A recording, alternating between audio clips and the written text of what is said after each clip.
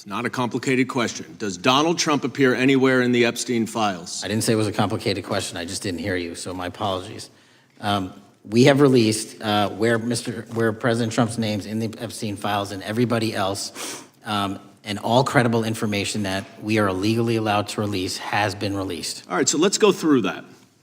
You're referring to court orders that prohibit you from releasing grand jury testimony under Rule 6E. Is that what you're referring to when you say as the law allows? That's a piece of it.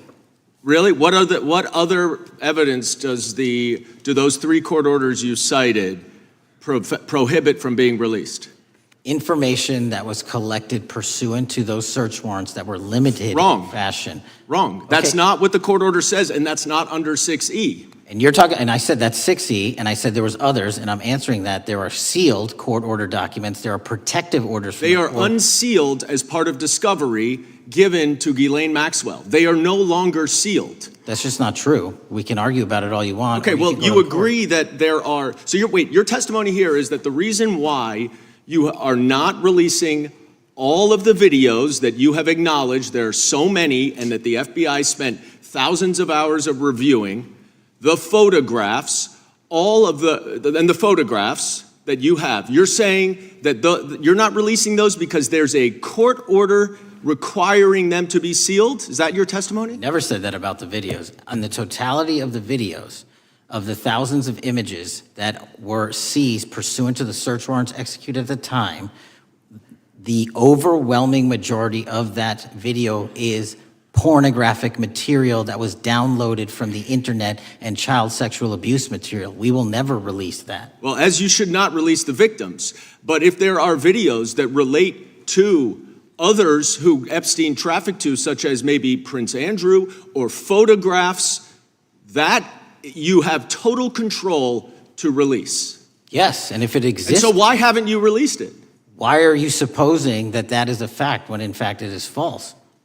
Are you saying that you're saying that none of the videos relate to anything relevant to the Jeffrey Epstein trafficking ring? Every single video that we have collected pursuant to the prior search warrants has been examined for the last 10 years. And every single video has been utilized for whatever prosecutions were able to be legally brought. I'm not asking about prosecutions. I'm asking about why you aren't releasing the full Epstein files, including the names of people who were involved in the sex ring that you promised to do before you became FBI director. I just told you, I'm not going to release downloaded porn of I'm children not asking on the about internet. that. Fine. I'm asking about all the other files. What other videos? Tell me.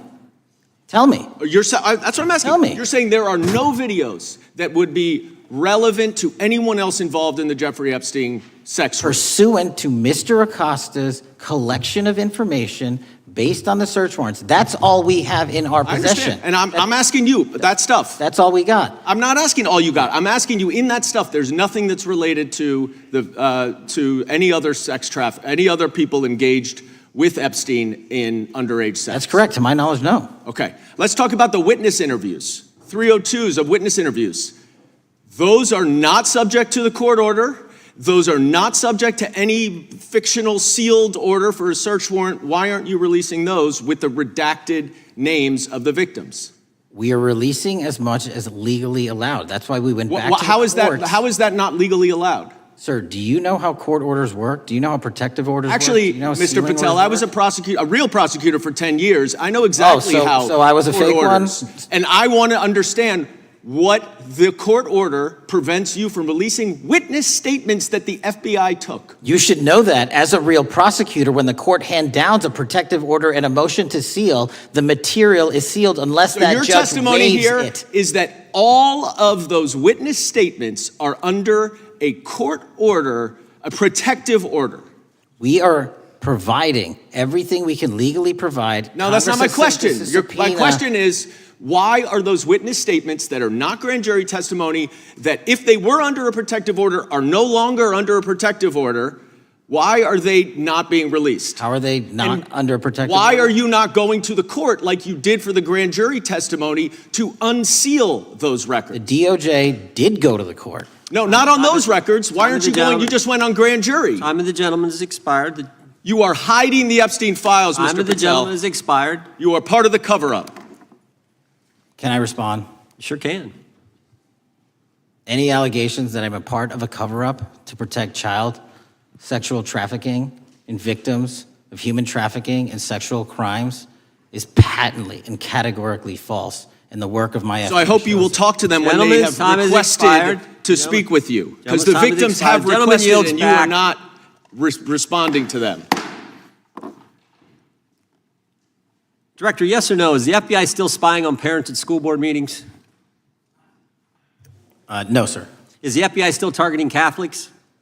No, sir. Is the FBI still spying on President Trump? I don't believe so. Is the FBI still censoring Americans? No, sir. Is the FBI still targeting Americans for shopping at Cabela's or purchasing Bibles? Nobody is targeted for their faith. Is the FBI still targeting Americans who are pro-life? Nobody is targeting anyone for their Is beliefs. the FBI still cooking the books on crime data? The crime data is real. Is the FBI still purging agents for conservative viewpoints? No one at the FBI has asked their viewpoints on Is policy. the FBI still labeling the Betsy Ross flag, the flag of the American Revolution, a hate symbol? No. Well, maybe that's why you've been able to, what was the number? 23,000 bad guys you've arrested, a huge increase from the same time period in the previous administration. I think you said 1,400 predators, 4,000 children rescued. Were those the facts?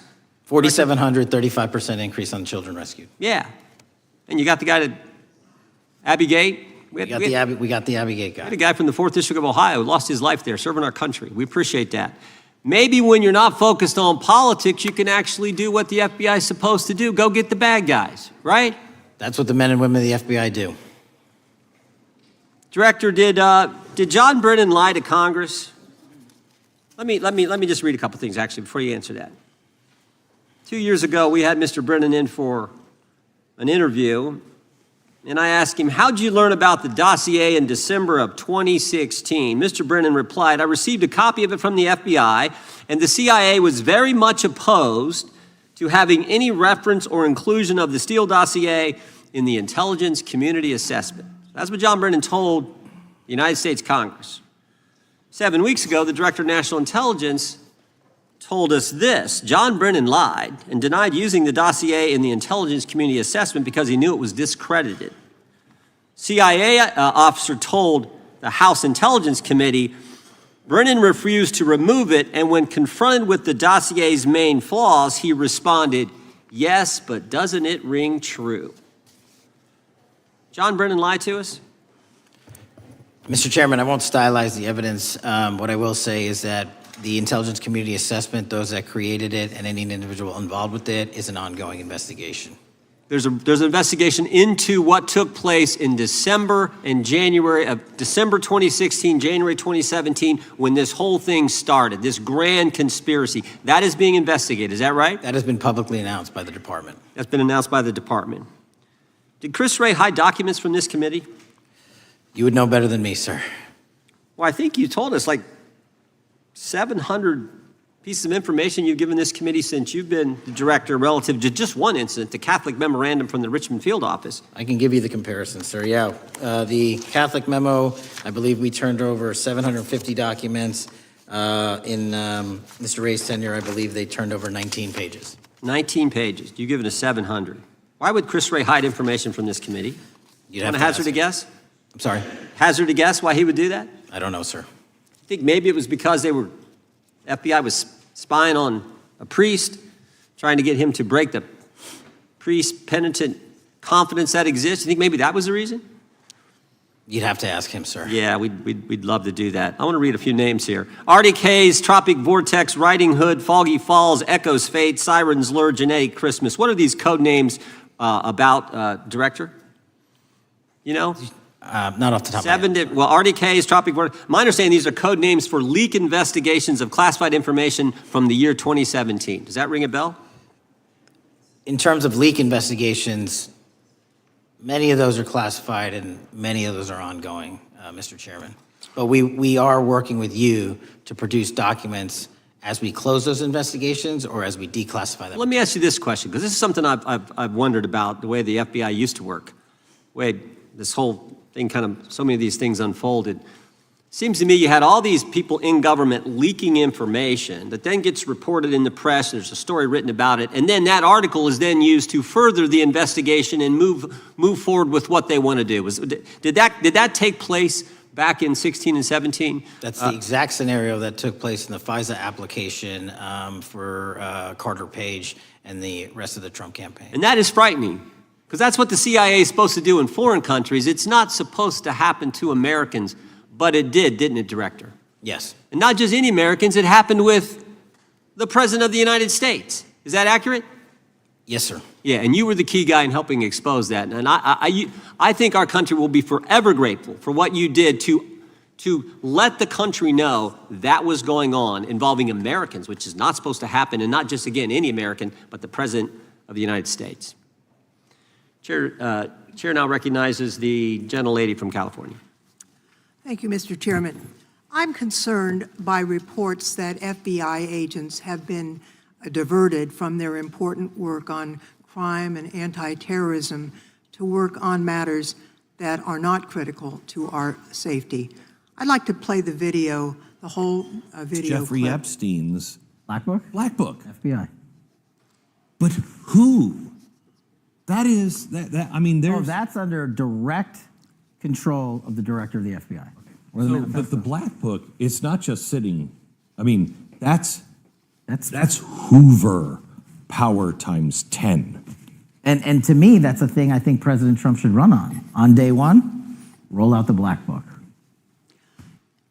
In contrast to that attitude of let it all out, we're getting reports of actions that run contrary to getting everything out and that also involve diversions of FBI resources. For example, an FBI whistleblower reported that you were pressured by the Attorney General to place 1,000 personnel on 24-hour shifts to mine roughly 100,000 Epstein-related records to redact President Trump's name from the files. Bloomberg reported this, that you directed FBI special agents from the New York and Washington field offices to join the Bureau's FOIA employees in Winchester and another building a few miles away, and that while reviewing the Epstein files, FBI personnel identified numerous references to Trump in the documents, and people familiar with the matter said that Trump's name, along with other high-profile individuals, was blacked out. Now, the New York Times reports, and this is a quote, Justice Department officials diverted hundreds of FBI employees and federal prosecutors from their regular duties to go through the documents at least 4 times, including once to flag any references to Mr. Trump and other prominent figures. Details of the review were based on accounts by 3 former FBI and Justice Department officials who spoke on condition of anonymity because of fears of retaliation, and further that the FBI finished, after they finished its review of the files and materials, was sent to a team of Justice Department lawyers who double-checked the FBI's redactions and, quote, were instructed to flag any mentions of Mr. Trump and other celebrities. Now, I have 3 questions for you, Mr. Patel, about this. First, how many times did President Trump's name appear in the Epstein files? Was it more than 100, more than 1,000? Were the agents who were pulled from their duties to redact the president's name from the Epstein files working on criminal cases or national security cases or child sex trafficking cases? And are the number of agents that have been reported diverted for these purposes, is that accurate? No. No what? You asked if it was accurate. I said it wasn't. So you're saying that none of this happened? That, No, I'm saying it was inaccurate. okay. How many times did President Numps appear in the Epstein files? More than 100? More than 1,000? No, and what we've been able to release is what we've been legally able to release, and that has been No, that's not provided the to the question. I public. asked you, how many times did the president's name appear? I don't know. It's your testimony. You do not know that The answer. number of times, no. Could you tell us how many agents were diverted for this task and what they were working on? When you say diverted, you make it seem as if agents were pulled off what they do all the time. Agents at the FBI masterfully do double duty and triple duty. And because of the public's interest in this case, We flexed resources to make sure that we could answer the public signal demand. So do you want us to look through the material and provide it to you, or you do not want us to do that? So it's Which one is it? it's your testimony that no one was diverted from a criminal matter, that this was a top priority to go through this material to look for Mr. Trump's name. Is that your testimony? That's the highest priority for the FBI? What's one of the most impressive things about the FBI leadership and the careers that are in place is that they make the decisions on who to send where on priorities and make sure the mission needs are not hurt. And that's what happened here. It's shocking to me that the FBI would think that erasing Mr. Trump's name from the Epstein files is a high priority when we have crime, we have national security threats, we have terrorism threats, we have murders such as that occurred, unfortunately, with Mr. Kirk. It's shocking to hear that that's your highest priority. And with that, Mr. Chairman, I That's yield literally back. not what I said. Gentleman yields back. Gentleman from Wisconsin is recognized. Director, is President Trump implicated in any wrongdoing related to Jeffrey Epstein? Based on the entirety of the evidence that we have, absolutely not. The president is not implicated. Correct. Thank you. I want to talk a little bit about China's malign influence here in America. And, we've seen spy balloons traverse the United States. We've seen police stations in communities around America. And sitting in the chair you're in just 2 years ago, there was a sheriff from Cochise County, Arizona, Mark Daniels, that was here, who said that the exponential increase in the amount of fentanyl that is coming into America is directly related to the open borders policies of the previous administration. Do you agree with Sheriff Daniels' characterization? In large part, yes. So, since you've been director, has there been a reduction we've talked about how the border is largely secure now, right? The southern border, yes, sir. The southern border is largely secure. Has there been a concomitant reduction or a reduction in the amount of fentanyl that is coming into America? There has been a massive reduction to the tune of, we have seized more than 25% year-to-date this year than the prior year, and that's enough fentanyl to kill 120 million Americans. Does China play a role in this fentanyl that's coming to America? As I stated in my opening, sir, what they do and the companies in China, mainland China, do is produce the precursors and the cutting agents that they ship overseas through various countries into the Mexican drug cartels who produce it. So they basically are the cooks in terms of the ingredients. Tell us, what is the FBI doing to stop China from delivering death to America? So for the first time in a decade, I actually reached out to my counterpart at the Ministry of Public Security. No one at the FBI had done so. To engage. Ministry of Security, where's that? In mainland China. In mainland China, okay, thank you. To engage in a conversation to say, hey, can we have a certain number of these precursor chemicals listed in China so that they become illegal and illegal to trade. We're also working with our counterparts in places like India and Guatemala because the transshipment routes of the precursors, the Mexican drug cartels have gotten creative, and instead of coming directly to America are going into these countries. And we've had massive success in India and Guatemala, and in those governments, great partnerships in shutting down the ability to ship the precursors into those countries, which are ultimately destined to America. So those people that are working with security agencies have been working with you, is that accurate? Yes, sir. So I want to turn to a couple cases that are at the University of Michigan, where Chinese nationals, on behalf of the Chinese government, smuggled in illicit biological materials, stuff that can harm our agricultural industry. What actions are you taking as we see repeated stories of Chinese nationals doing this in the United States? So just that, sir. In this calendar year alone, as I was mentioning, our counterintelligence operations and cases brought against the Chinese are up by, I think, something like 40%.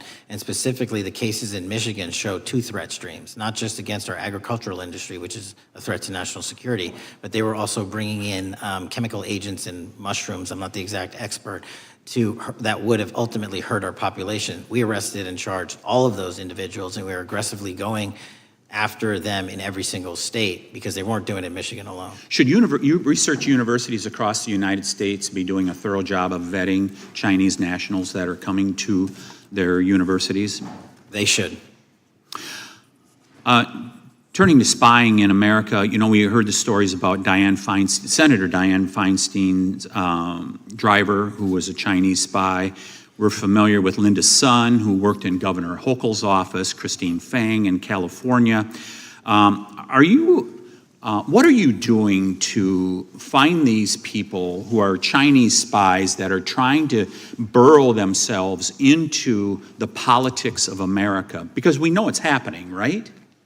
Yes, it is. And what our counterintelligence unit is doing is aggressively seeking the intelligence into where these individuals are working. Then we are utilizing our operational authorities to go in and investigate them either through our human source networks and collecting information through lawful process, online search warrants and data, so that we can bring proper arrest charges and publicize to the world what they're doing here. And just because we've caught a few doesn't mean we've caught everybody. We've got a lot more to go. I get one more quick question in. The FBI arrested a judge in Wisconsin, Hannah Dugan, for interfering with a federal law enforcement operation. Could you tell us a little bit about that? And is a judge above the law here in the United States of America? Well, no one is, and that case is ongoing. But as you stated, and these allegations said, there was an interference in a federal lawfully executed federal law enforcement priority that was interfered with. I yield back, Mr. Gentleman yields back. The gentleman from Tennessee is recognized. Thank you, Mr. Chair. Director Patel, I believe you had primary importance in starting Operation Viper in Memphis. Is that correct? Yes, sir. And Operation Viper brought in the FBI, the DEA, the ATF to help the Memphis police in policing the city. That'll be phase 2, sir. Phase 1 was FBI and local law enforcement in Memphis for the last few months. Okay.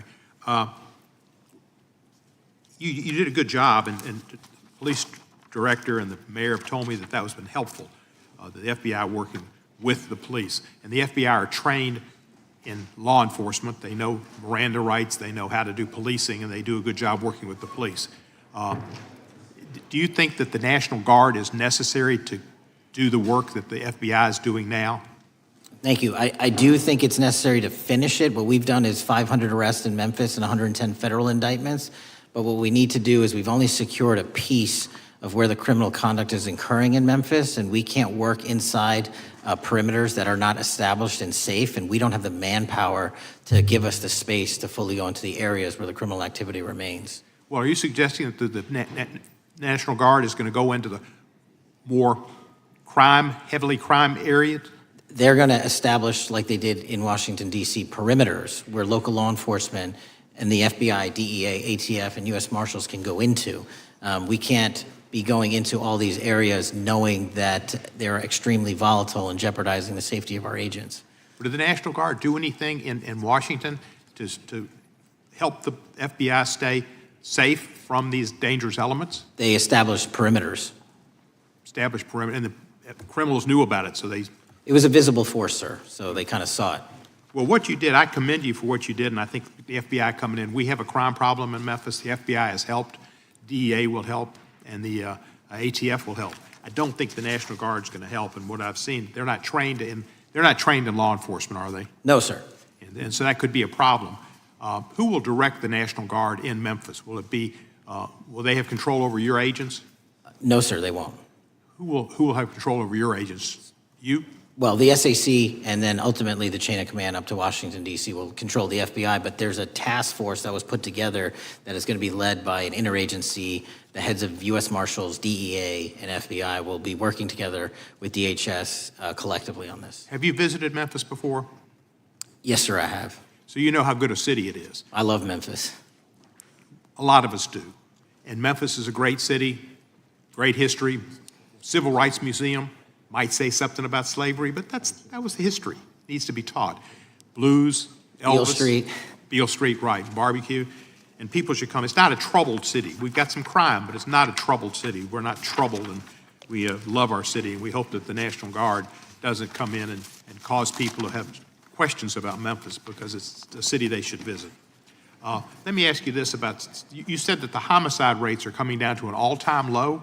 In modern recorded U.S. history, yes, sir. When does modern recorded history start? I think the FBI, and I'll get back to you on this, has stats on that going back about 30 years, sir. Okay, I was thinking back to Ozzie and Harriet, and I didn't think you could beat Ozzie and Harriet's time. Secondly, you mentioned the Epstein case. Did any of the women that were victims, and they came up here and had a press conference and all, did any of them contact your office and ask to give information? To my knowledge, no, sir. If they did, let me ask you first, is there a statute of limitations on sex crimes like that, with sex with a minor, rape? The DOJ is the expert, but I do not believe there's a statute on that, limitations on that. So if there's not a statute of limitations, should you not be interviewing those people who know who raped them and the names and the places and give you that information? That seems like that's a treasure trove of information, and it's a serious, serious, serious number of crimes. Sir, I couldn't agree with you more. We've been very public about asking individuals to come forward with new information, and we would run out every single lead on that. Well, I'm sure the women will come forward, especially today, to be sure that they will get an opportunity, because that seems like something we ought to do.